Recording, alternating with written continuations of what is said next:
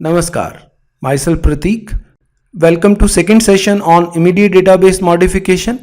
हमने पिछले सेशन में डिस्कस किया था कि अगर हमें 100 रुपीज़ अकाउंट ए से अकाउंट बी में ट्रांसफ़र करने हैं ट्रांजैक्शन T1 में और 200 अगर हमें डिडक्ट करने हैं अकाउंट सी से अंडर T2 ट्रांजैक्शन, तो कैसे हम लॉग फाइल मेंटेन करेंगे। तो ये लॉग फाइल की इन्फॉर्मेशन थी जिसमें हम लॉग फाइल में ट्रांजैक्शन का स्टार्ट और उसके हर राइट की इन्फॉर्मेशन स्टोर कर रहे थे और हमने ट्रांजैक्शन के कमिट की इन्फॉर्मेशन भी इस लॉग फाइल में स्टोर की। इस सेशन में हम डिफरेंट फेलियर्स की पॉसिबिलिटीज डिस्कस करेंगे और देखेंगे कि किस तरह से लॉग फाइल को हम यूज कर सकते हैं to recover the data in case of any failure. हमने ये देखा कि जब भी सिस्टम नॉर्मल वर्क कर रहा होगा तो हम ये लॉग फाइल में सारी इंफॉर्मेशन स्टोर करेंगे और सिस्टम फेलियर किसी भी सीक्वेंस के ऊपर हो सकता है। तो जब भी सिस्टम फेल होगा हमारा लॉजिक ये है कि सबसे पहले आप लॉग फाइल को रेफर करें और उस लॉग फाइल से आपको पता चलेगा कि सिस्टम फेल होने के समय डेटा की कंडीशन क्या थी और उस लॉग फाइल के थ्रू हम डेटा को पहले रिकवर करेंगे और फिर नॉर्मल ऑपरेशन स्टार्ट करेंगे। तो जब भी सिस्टम आपका अब नॉर्मल शटडाउन के बाद रिकवर होगा आप सबसे पहले लॉग फाइल को रेफर करेंगे, क्योंकि लॉग फाइल में हिस्ट्री स्टोर है। आपका सिस्टम जब फेल हुआ उस समय कौन कौन से ऑपरेशन हो चुके थे और कौन से ऑपरेशन नहीं हुए थे, ये सब कुछ लॉग फाइल से पता चलेगा। तो लॉग फाइल हमें हिस्ट्री बताएगी और इस लॉग फाइल के थ्रू हमें पता चलेगा कि कौन से ऑपरेशन या कौन सी ट्रांजैक्शन फेल होने से पहले पूरी हो चुकी थी और कौन सी ट्रांजैक्शन फेल होते समय चल रही थी और उसकी बेसिस के ऊपर डेटा को रिकवर किया जाएगा। तो लॉजिक ये हुआ कि जब भी सिस्टम फेल होगा तो रिकवर करने के समय आप लॉग फाइल को रेफर करेंगे और वो लॉग फाइल यूज होगी डेटा को रिकवर करने के लिए। अब लेट्स सपोज कि जब आप काम कर रहे थे, आपका सिस्टम अभी ऑपरेशन कर रहा था और यहां तक आपने ऑपरेशन परफॉर्म किए थे, यानी कि ट्रांजैक्शन के सारे ऑपरेशन कर लिए थे लेकिन ट्रांजैक्शन कमिट नहीं हुई थी, लेकिन आपका सिस्टम फेल हो गया। तो let's suppose DBMS fail just before the commit of transaction T1।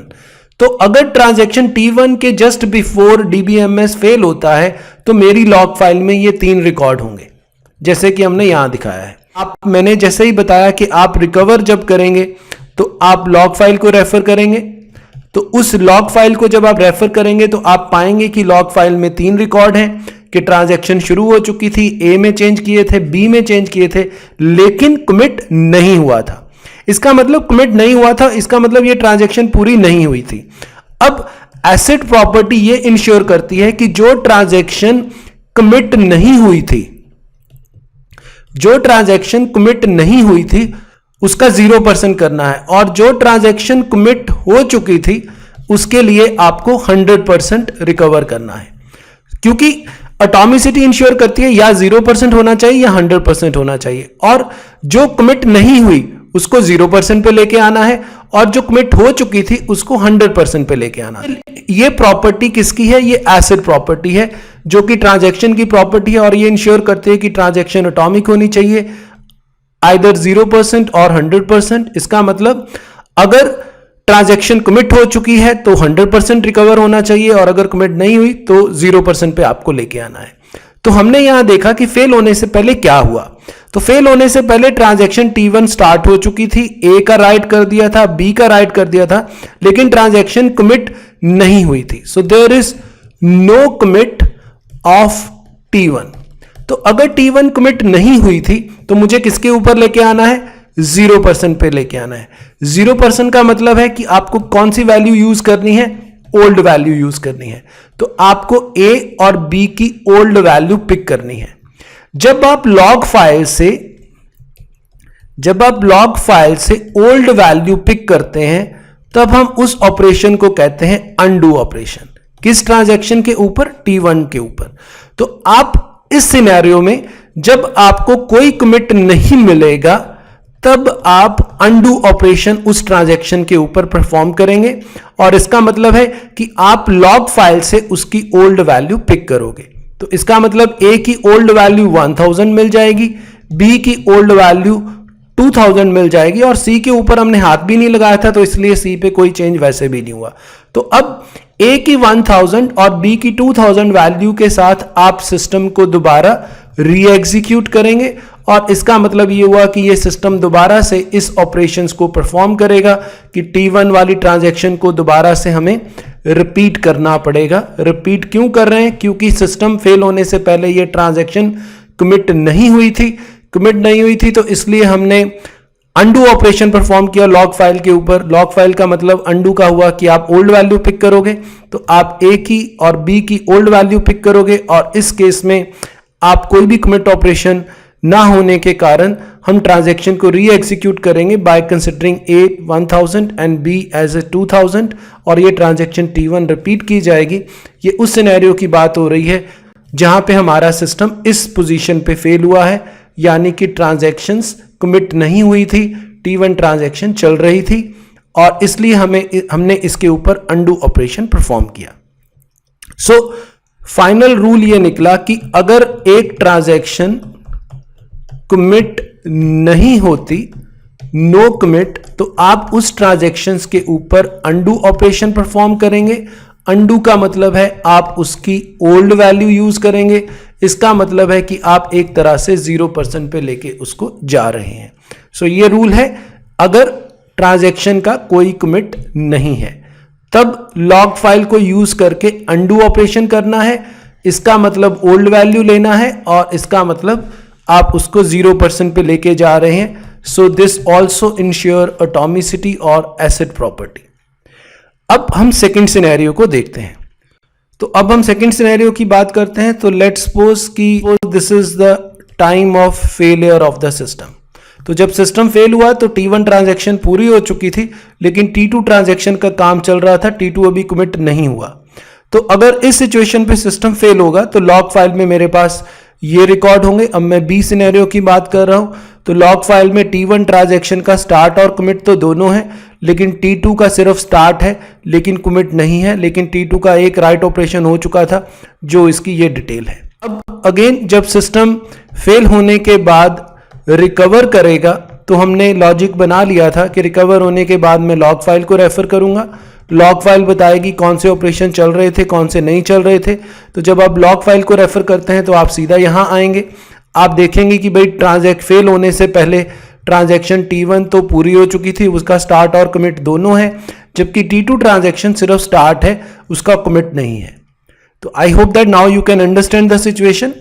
और अब आपको यह भी आइडिया है कि हमें एसिड प्रॉपर्टी यूज करनी होती है, जिसमें हम ये इंश्योर करते हैं कि अगर कोई कमिट नहीं है तो 0% पे लेके आना है, और अगर कमिट है तो उसको 100% पे लेके आना है। तो अब आप सोच सकते हैं कि T1 ट्रांजैक्शन का स्टार्ट और कमिट दोनों है, तो इसको 100% पे लेके आना है, और इसका सिर्फ स्टार्ट है तो इसको 0% पे लेके आना है। तो 100% पे लेके आने का मतलब है कि आपको इसकी न्यू वैल्यू पिक करनी है, क्योंकि इसका काम पूरा हो चुका था। तो आप A की न्यू वैल्यू पिक करेंगे 900, B की न्यू वैल्यू पिक करेंगे 2100, ये आप न्यू वैल्यू पिक करेंगे।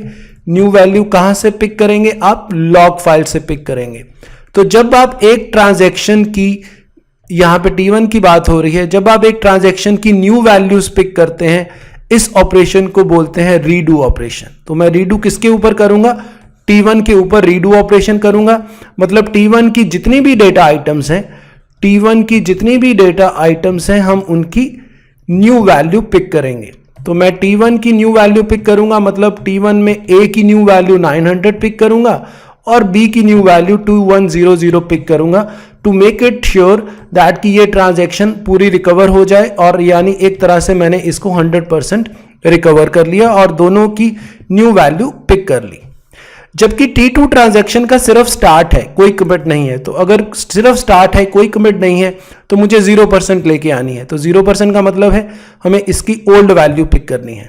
तो ओल्ड वैल्यू का मतलब है C की मैं 3000 यूज करूंगा, which is the old value. और ये किस ट्रांजैक्शन कहां से ली जाएगी? लॉग फाइल से ली जाएगी। कौन सी ट्रांजैक्शन से ली जाएगी? T2। तो T2 की आप ओल्ड वैल्यू यूज करोगे। ओल्ड वैल्यू का मतलब है आप इसके ऊपर अनडू ऑपरेशन परफॉर्म करोगे।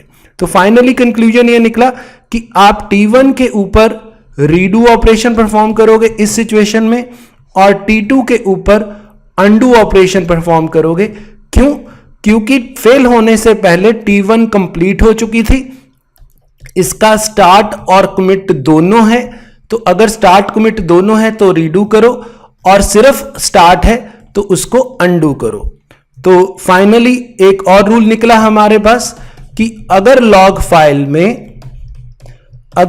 फाइल में स्टार्ट और कमिट बोथ है एक पर्टिकुलर ट्रांजैक्शन का, तब आप उस ट्रांजैक्शन के ऊपर रीडू करेंगे, और इसका मतलब है कि आप उसकी न्यू वैल्यू पिक करेंगे।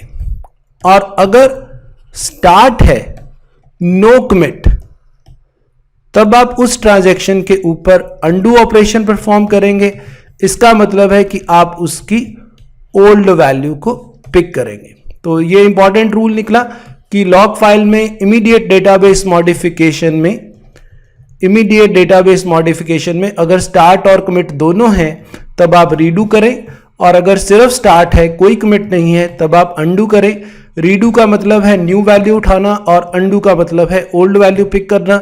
और इस सिचुएशन में मैं T1 के ऊपर रीडू ऑपरेशन परफॉर्म करके न्यू वैल्यू पिक करूंगा, और T2 के ऊपर अंडू ऑपरेशन परफॉर्म करके ओल्ड वैल्यू पिक करूंगा। ये सेकंड सिचुएशन बी को हमने एक्सप्लेन किया है। Now let us consider third and final situation.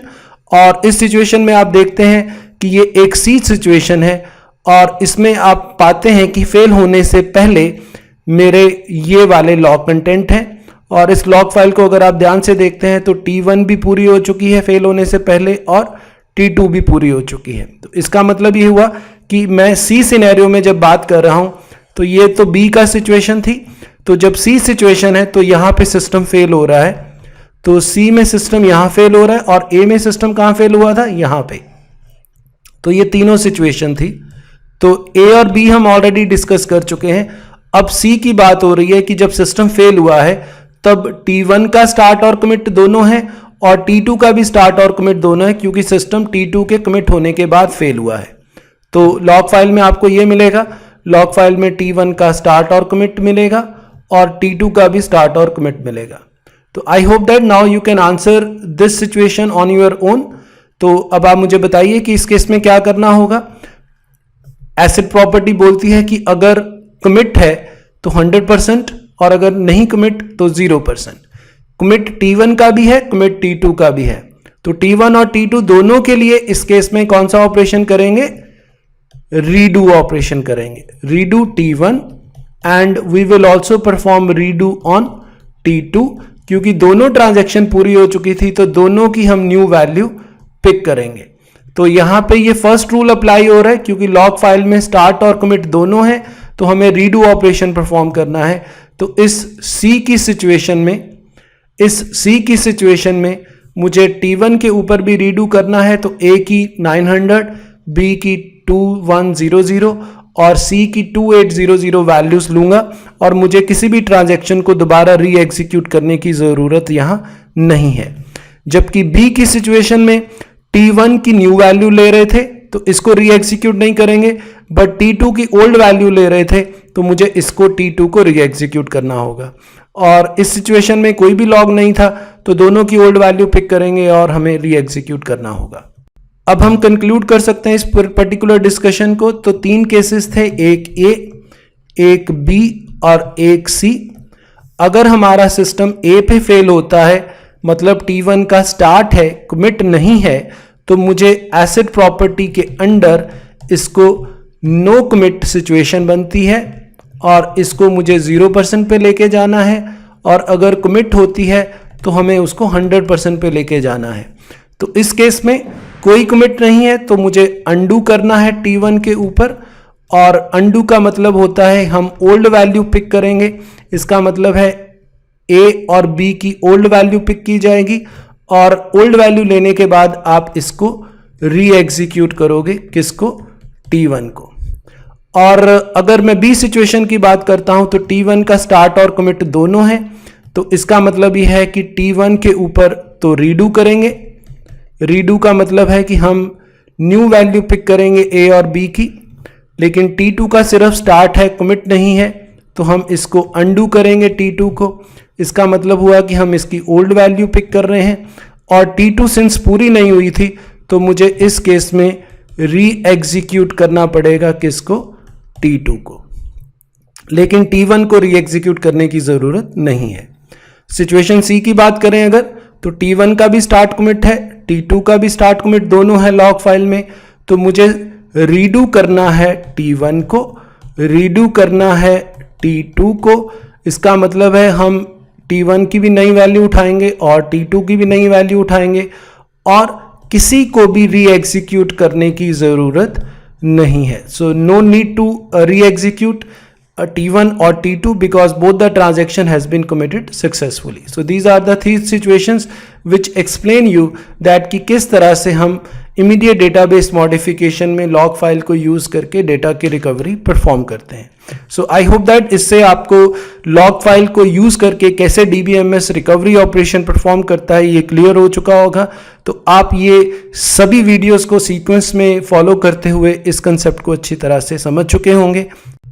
Please subscribe to this YouTube channel to receive latest video tutorials on topics like data mining, machine learning, DBMS, big data, NoSQL and many more. We have created multiple courses over Udemy platform. आप उन courses को join कर सकते हैं to learn these concepts. एक course है Simplified Approach to DBMS, Simplified Approach to SQL, Mastering PL/SQL and Mastering Machine Learning. ये सारे courses Udemy के ऊपर available हैं। आप इनको ब्राउज कीजिए और इनको ज्वाइन कर सकते हैं to learn these concepts. I have also authored books on data mining and data warehousing, DBMS, NoSQL, beginning with SQL and PL/SQL for beginners. All these books are available at Amazon platform. To read more on this, you can refer my website prateekbhatia.com. Thanks for watching this video.